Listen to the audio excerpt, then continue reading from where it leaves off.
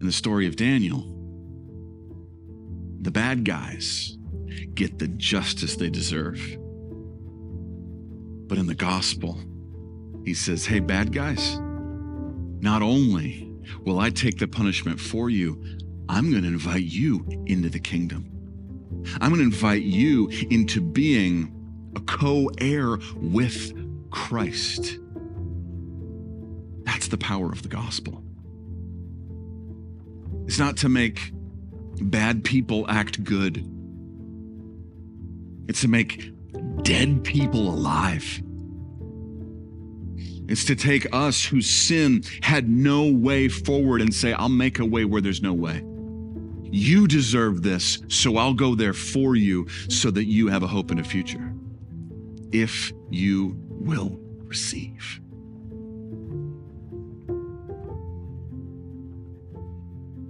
Well, a movie that I've heard a lot about, but I've never seen, is a film released in 1981 called Roar.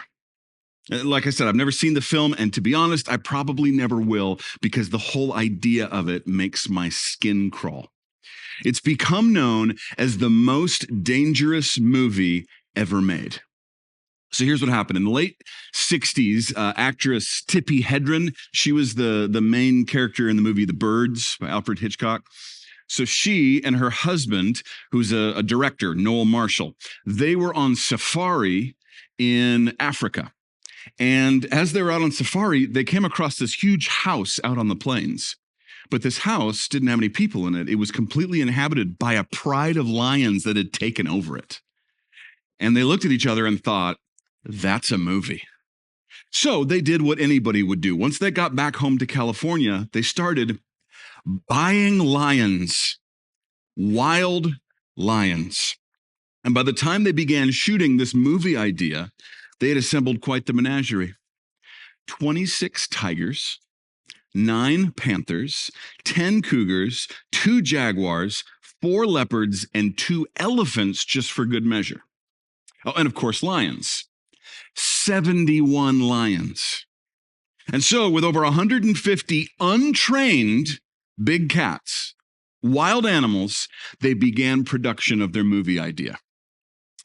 As they began filming, there was a scene where 2 of the lions had to get into a tussle, had to start fighting. And so they did. And lions tend to get a little aggressive, obviously.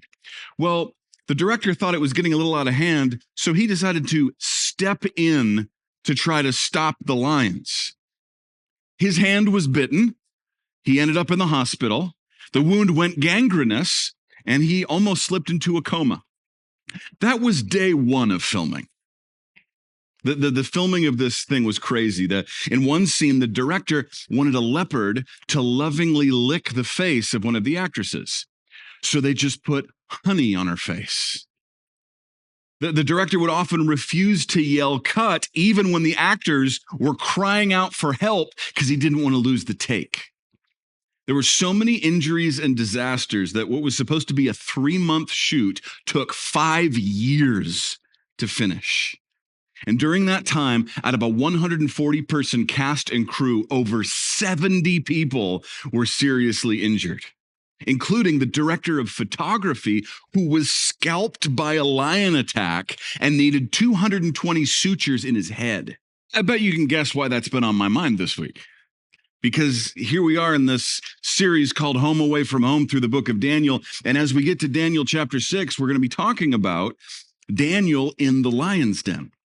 But the problem with Daniel in the lion's den is it's a story we've heard so much for so long that we start to get this kid's Bible view of it. But the fact is, we can forget the danger. We can forget the terror, the raw power of this incredible event that was never meant to just be a kid's story. As we'll see today, it's not a kid's story. So the title of today's message for your notes is Roar. Daniel 6, we're going to be verses 11 through 28. And now that our blood's pumping a bit, let's remind ourselves of where we are in the story of Daniel. Daniel was a Jew who was far from Jerusalem. He was in a home away from home, now in the Medo-Persian Empire for a number of years, 70 years at this point, and living in the city of Babylon, which is in modern-day Iraq.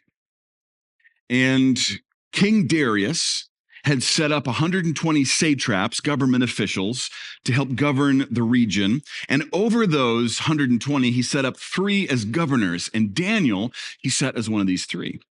But Daniel, we read, had an excellent spirit in him. He had character. He was a man of God and honest and hardworking. And he stood out so much that Darius looked at Daniel and thought, I think I might put this guy over everybody. Well, word gets out that the king is considering this big promotion for Daniel, and the others start to plot against him. The problem for them is they can't say anything against his work ethic or his job performance or his character, so they have to go after his faith. And so through flattery and falsehood, they convince the king to sign a decree that nobody can worship anyone or pray to anyone except King Darius for the next 30 days. The punishment, if you don't, being thrown into a den filled with hungry lions. Well, Daniel hears about the decree, and he does exactly what he's done every other day for the last 70 years. He goes to his room, he opens the windows toward Jerusalem, and he prays to God 3 times that day, just as was instructed to him in the book of 2 Chronicles. So the scheming officials have now spread the net. Darius has played an unwitting part in it. And now they are ready to spring the trap on Daniel. So we'll pick up in verse 11 of chapter 6 from where we left off last week. Verse 11, then these men assembled and found Daniel praying and making supplication before his God. And they went before the king and spoke concerning the king's decree. Have you not signed a decree that every man who petitions any god or man within 30 days except you, O king, shall be cast into the den of lions? The king answered and said, the thing is true, according to the law of the Medes and the Persians, which does not alter. Now, we all saw this coming. And the reason we saw this coming was because this is what the satraps and governors saw coming. They knew that Daniel was a man of faith. They knew before they convinced the king to sign the decree that Daniel was still going to pray. That's why they came up with the decree. He was going to honor his God. And so notice now the sneaky, shifty way they bring it to the king. Hey, Darius, real quick, just double checking. Didn't you just sign some law, some decree thing where it's like nobody can worship anybody but you for the next 30 days? Was that you? And Darius is like, yeah, that's true. And perhaps with a little bit of pride, Darius reminds them that when he signs something into law, it's like a word from the gods and cannot be changed. Verse 13, time to spring the trap. So they answered and said before the king, that Daniel, who was one of the captives from Judah, does not show due regard for you, O king, or for the decree that you have signed, but makes his petition 3 times a day. They say, hey, thanks for reminding us, Darius. That's great. Unfortunately, we got some bad news. We hate to share bad news with you, but that Daniel, if that's his name, that name doesn't sound like our name, does it? Yeah.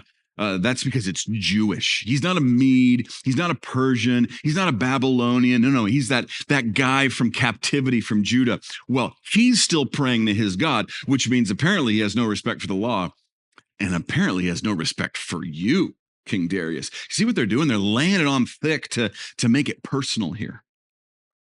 Well, the king has a realization, verse 14. And the king, when he heard these words, was greatly displeased with himself. Actually shows a lot of self-awareness.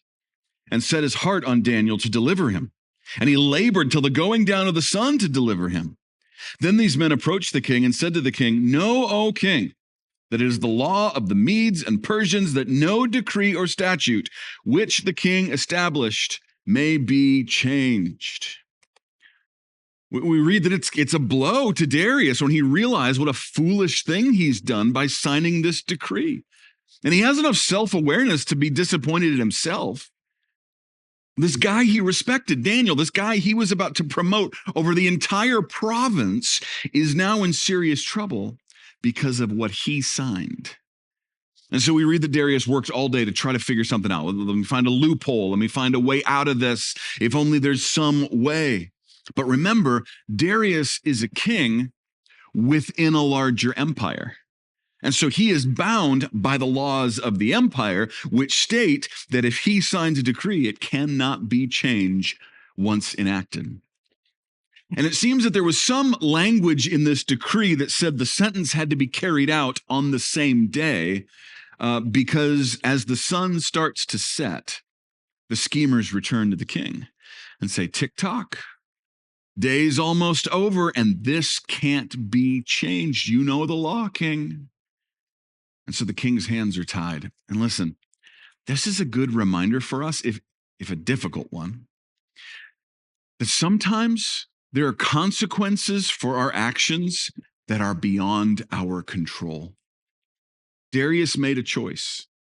It was a prideful choice. It was an ill-advised choice. We could even say, hey, he was kind of flattered and fooled into this, but he still made a choice. And now he's watching the consequences play out. And people are going to get hurt as a result, and there's nothing he can do to stop them. That is a scary place to be. Verse 16. So the king gave the command, and they brought Daniel and cast him into the den of lions. But the king spoke, saying to Daniel, your God, whom you serve continually, he will deliver you. Then a stone was brought and laid on the mouth of the den, and the king sealed it with his own signet ring and with the signets of his lords, that the purpose concerning Daniel might not be changed. Okay, let's not rush through this. Let's picture it, right? Let's go there in our minds and really kind of enter into the story. But maybe the first question in this is, when you hear the term lion's den, what do you think of? How do you picture the lion's den? Is it like a cave? Is it like a hole? It's a cozy area where lions hang out together? It's like their home. I think that's what most of us picture. The problem with that is lions don't live in dens. Lions live out on the grasslands. And not only that, but in this area, geographically, there's not a lot of caves. So what are we reading about here? What is described to us as the lion's den? Well, more than likely, this was a man-made structure, a room or a cell, possibly a pit, but think a dungeon. And in this dungeon was placed wild lions. Why? Well, partly for just such a situation as this, but more than likely the greater reason for having a bunch of wild lions in a dungeon together was this. In the ancient times, a lot of these Eastern kings loved to go on lion hunts as a sign of their virility and ferociousness. So sometimes what they would do is, instead of being out just looking for lions, they would capture wild lions, and then they would set those wild lions free so they could hunt them. So in the meantime, they've got this dungeon filled with ferocious wild lions ready for the next lion hunt. So picture it. Think about it. There's this big old room of wild lions whose only food is thrown down from a door at the top. It's a room filled with the smell of death. And not just death, but like lion feces, and littered with the bones of animals that had been fed them, as well as the bones of other humans, no doubt. And we read that Daniel is thrown down into this den, this room.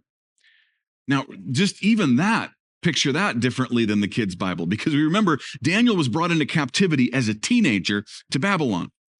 That was 70 years ago. Daniel's in his 80s. They just threw like an 85-year-old guy down into a dungeon. The fall alone could have killed him, and he hasn't even gotten to the lions yet. But just before he's thrown in, King Darius gives Daniel some surprisingly encouraging words. He looks him in the eye and he tells him, your God, whom you serve continually, will deliver you. Now, why is that surprising?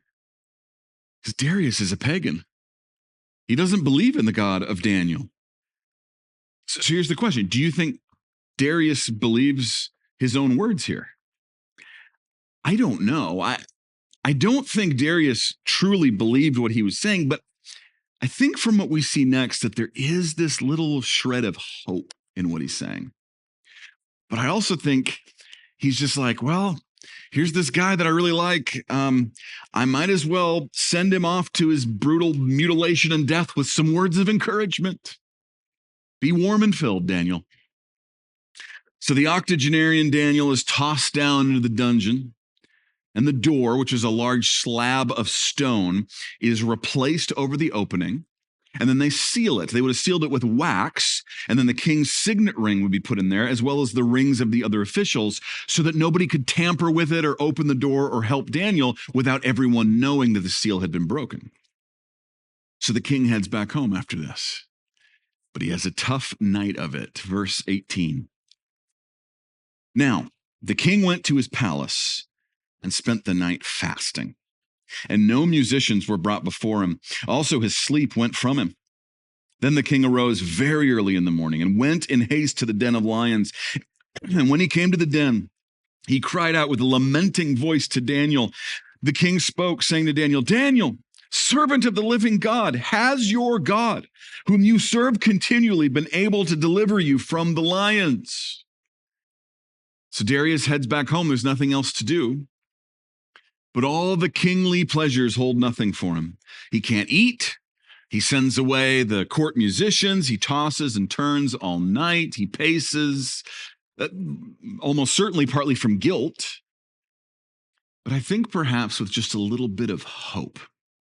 And it's because of that hope that as soon as the sun peaks over the horizon in the morning, he rushes back to that dungeon, has them break the seal and open the door, and he checks on Daniel. But even that hope is choked with sadness and doubt. We read that he called out with a lamenting voice down into that cavernous, dark dungeon room. Daniel, was your God able to save? Save, save, save. And from the dark depths of the room below, verse 21, then Daniel said to the king, O king, live forever. Y'all, I love that. I love it. If you were here last week, you remember that when the schemers went to the king to get him to sign the decree, they started to butter him up. They wanted to flatter him. They said, "Oh, king, live forever." And so now this very same line that was used for evil flattery, these same words are now called out in kind reassurance. "Oh, king, live forever, and I'm still here too." Daniel continues in verse 22. My God sent his angel and shut the lions' mouths so that they have not hurt me, because I was found innocent before him. And also, O king, I have done no wrong before you. Now the king was exceedingly glad for him and commanded that they should take up Daniel out of the den. So Daniel was taken up out of the den, and no injury whatever was found on him, because he believed in his God. Daniel says, hey, King Darius, you weren't the only one that fasted last night. These lions haven't had a bite all evening. And he's removed from the dungeon. He's fine. There's not a mark on him, not a scratch. Now, I've encouraged us to visualize this whole time, the sights and the smells of it, because so many of us still have the Bible story, like kids' Bible picture in our heads, right? And so here we picture Daniel resting comfortably, using the shoulder of a lion as a pillow. As like the tail is wrapped around, he's holding it, and all the lions are cuddling like they all fell asleep watching a movie together. And listen, that could have happened. I'm not saying it didn't, but I am saying we aren't told it did. All we are told is that an angel shut the mouths of the lions and they didn't hurt Daniel. We don't know if he slept peacefully in their midst while they snored, or if he sat hunched in the corner with his hands covering his ears as they snarled and roared all night as the angelic lion tamer had to keep them at bay.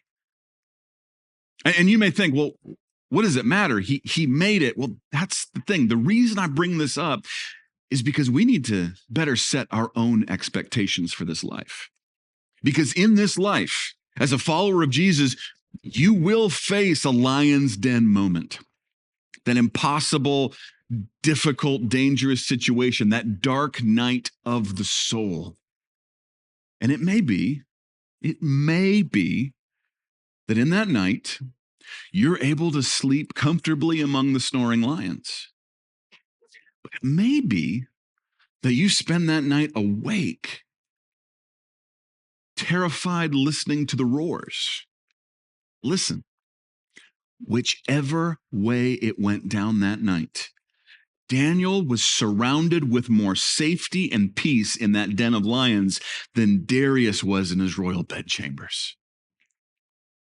The prophet Isaiah would say it this way long before, Isaiah 26:3, you keep him in perfect peace, whose mind is stayed on you, is fixed on you, because he trusts in you. That's exactly what we read here. No injury whatever was found on him because he believed in his God. Believer, when you are in those lion's den moments, and you will be, whether you're surrounded by the snores or the roars, keep your mind fixed on God. He is the one who shuts the lions' mouths. He is the one who keeps us in perfect peace. Now, something about God is he has these things that, like, because it's God, he can do them, but none of us can. And one of those kind of like almost seeming paradoxes that God can be perfectly gracious and perfectly just at the same time. We can't. We have to kind of default to one side or another, right? Some people are a little more like, they just default is grace. Other people default justice. Some people default Mr. Rogers. Some people default like John Wick. Okay. So who in the room, your default is like just grace, give them grace. It was probably a misunderstanding. They probably learned their lesson. Not a big deal. That's you. Just kind of like, just don't rock the boat. Not a lot of gracious people at the 11. Okay. Interesting. Okay, now who in here is like, something happens, you're like, tonight we ride, justice will be served, right? Okay, all right. So my justice people in the room, you're going to love this next part. Verse 24. And the king gave the command, and they brought those men who had accused Daniel, and they cast them into the den of lions. Oh, yeah. Them, their children, and their wives. Oh, no. Is that enough justice for you? You're like, yeah, too much, overkill, literally, too much. And this is often when someone will look at the Bible and say, well, why would God do that? Y'all, God didn't do that. God didn't do it. Who did that? Darius, a pagan king, did that. This part wasn't God's idea. In fact, this order to throw not only these men, but their whole families into the den of lions was just in keeping with the Medo-Persian law. When we look to these amazing historical inscriptions of Persian law that go to the ancient times, we actually read in the law of the Persians this line. It says, on account of the guilt of the one, all the kindred, all the family shall perish. That was the law. That if one person in the family messes up, everybody goes. They're like, all right, these dipwads schemed against Daniel, lied to the king, send the whole family in. And just in case you thought, well, maybe the lions just weren't hungry, and that's why they didn't eat Daniel, let's finish verse 24. And the lions overpowered them and broke all their bones in pieces before they ever came to the bottom of the den. It's brutal, but it happened. Verse 25. Then King Darius wrote, to all the peoples, nations, and languages that dwell in all the earth, peace be multiplied to you. I make a decree that in every dominion of my kingdom, men must tremble and fear before the God of Daniel, for he is the living God, steadfast forever. His kingdom is the one which shall not be destroyed, and his dominion shall endure to the end. He delivers and rescues, and he works signs and wonders in heaven and on earth, who has delivered Daniel from the power of the lions. So Darius, witnessing this miraculous event, at least has some sort of faith in Daniel's God now, and he makes this decree.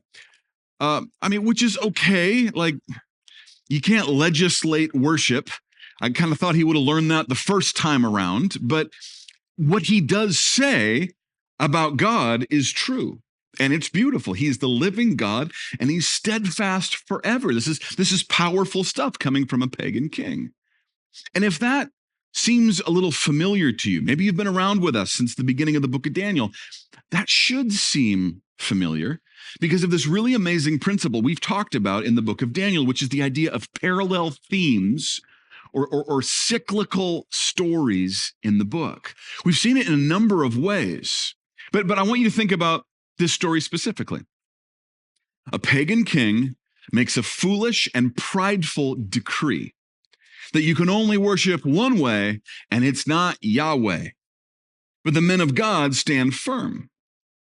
And so they're delivered over to a gruesome punishment, but they're kept safe by God and they're delivered unharmed. And then the pagan king gives praise to the one true God. You're like, yeah, that's Daniel chapter 6. It is. It's also Daniel chapter 3. Yeah, it's Darius and Nebuchadnezzar. It's worship only Darius for a month. Bow before the golden statue. It's Daniel standing firm. It's Shadrach, Meshach, and Abednego standing instead of bowing. It's the lion's den. It's the fiery furnace. It's Darius's decree. It's Nebuchadnezzar's proclamation. Parallel stories in this incredible history that teach us the heart of God for his people, even in that home away from home. And with the end of chapter 6, we actually come to the end of the historical narrative portion of the book of Daniel. The timeline of the book actually ends here. And we're given a bit of an epilogue there in the last verse, verse 28. So this Daniel prospered in the reign of Darius and in the reign of Cyrus the Persian. Right? You could kind of say, and Daniel lived happily ever after. Now, we're by no means done with the book of Daniel. We're only halfway through. We have 6 chapters left. But the rest of the book of Daniel doesn't happen next in chronological order of the story. It doesn't happen after the first 6 chapters. It happens during the first 6 chapters. It's going to focus on the prophecies that Daniel received from God during this time. And so it's going to kind of give us timestamps of like, all right, you read the story. Now, back when this was happening, here's what God was saying to Daniel. So the prophecies we read about don't happen next. They happen within, but they talk about what happened next, not only next for Daniel, but even next for us. God's going to tell us more about the future yet to come as we continue this book. But listen, I don't want us to oversimplify this and think, oh, okay, the first half of Daniel is just the history, and the second half is prophecy. It's not that simple because have you noticed we've been reading prophetic words this whole time? Yes, some specific examples is Daniel chapter 2, Nebuchadnezzar's dream. That was a prophecy about the future kingdoms of the world. The writing on the wall to Belshazzar in chapter 5, very specific prophecy. But listen, there has also been a deep and beautiful prophetic thread woven through every story in this book so far, including chapter 6. The lion's roar is a fascinating thing. It's incredibly loud, 114 decibels. A jet engine is 120. It's enough to cause hearing damage if you hear it up close, and you can hear it for 5 miles away. And zoologists tell us that the reason for a lion's roar is twofold. First, it's a warning to enemies, but it's also a calling in to those who adhere to come into the pride. Church, this story, Daniel chapter 6, is a roar. It is roared out to be heard far and wide, to warn enemies, but also call in anyone who would listen. Daniel chapter 6 is the roar of a lion. It is the prophetic roar of the Lion of the tribe of Judah. It calls out to us. It roars out to us from the pages of this book. Because here's what I would argue we see in Daniel chapter 6. In Daniel chapter 6, what we read is what I like to refer to as the ungospel. The ungospel. Think about what we've read. In Daniel chapter 6, we have an innocent man who was schemed against by the jealous and the hateful. But he's faithful to the calling of his God. He's delivered over to be killed as a result. But because he's innocent, he is spared by God. Then the guilty are given the punishment they deserve. And because of that Persian law, due to the guilt of one, they all die. Church, that is a 5-mile away echo of a roar that would call us closer. That is an ungospel that prophetically points ahead, echoes ahead, is a shadow of the true gospel. Because so many of these incredible and beloved Bible stories in the kids' Bibles that we grew up with, yes, they teach us things about faith and about how to live our lives. Absolutely, it is profitable for all that, but they are also an incredible roar that points to the Lion of the tribe of Judah, Jesus Christ, the ultimate fulfillment, the true and better. Because like Daniel, Jesus was an innocent man. And he was schemed against by the jealous and the hateful. And he was faithful to the calling of God. And as a result, he was delivered over to be killed. But unlike Daniel, though he was innocent, Jesus was not spared. He took the punishment. And because of that, those who were guilty, which is you and me, by the way, don't have to be fed to the lions. We don't have to receive the punishment we deserve. And instead of the Persian law that says because of the guilt of the one, all must die, the gospel says because of the innocence of the one who took the guilt, all may live. And just like in Daniel 6, someone ran to the door that morning to roll away the stone. But in the gospel, the stone had already been rolled away. And as Daniel said to Darius, "O king, live forever. The lions had no power over me. Can I come out of this tomb now?" Jesus said to us, because of the King of Kings, you can live forever. Because the grave held no power over me, and I came out of the tomb on my own. Daniel 6 is a roar of the gospel, the good news of Jesus. And here's the really interesting thing that struck me this week. When we read Daniel 6, there's clear bad guys, right? These satraps, these government officials, these governors, right? They're the bad guys. They're the reason Daniel is sent to the punishment.